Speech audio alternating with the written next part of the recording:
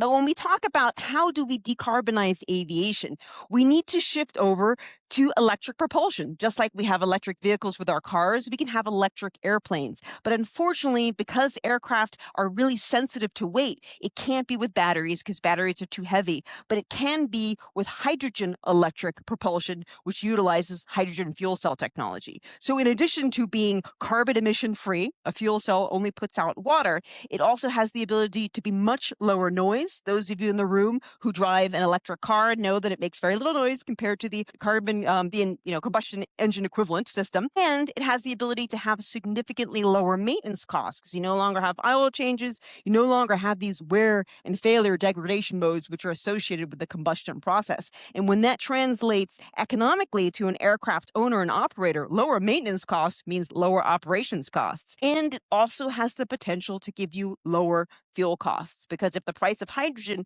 is driven by the price of electricity, now all of a sudden you have significantly lower fuel costs. So hydrogen electric aviation is actually an economic win-win in addition to being carbon emission free. So I wanted you to take that away and understand it. And then the other aspect, of course, of electrification of propulsion systems is that at the end of the day, we want to get rid of our reliance on non-renewable resources. And batteries still use lithium, which is not a renewable resource. But what is the most abundant element in the universe? It's hydrogen. It's in space, it powers our sun, and it exists in a chemically bonded form on the surface of our planet in form of water, or H2O. So being able to use hydrogen for propulsion, for electric propulsion, allows you to actually have access to a renewable resource. And that's why it's a really powerful argument for why we would like to use hydrogen as an energy carrier. And how do you make hydrogen?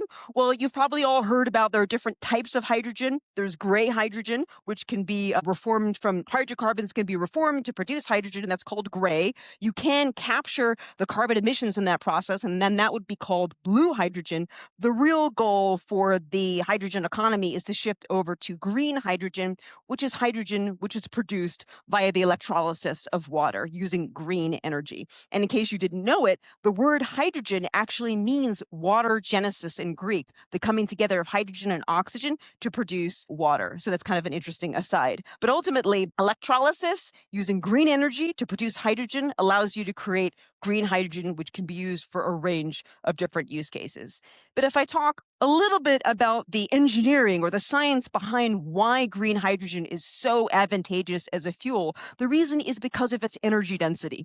It has a factor of 10 improvement in specific energy over lithium-ion batteries, and it has a factor of 3 improvement over hydrocarbons when it's combusted.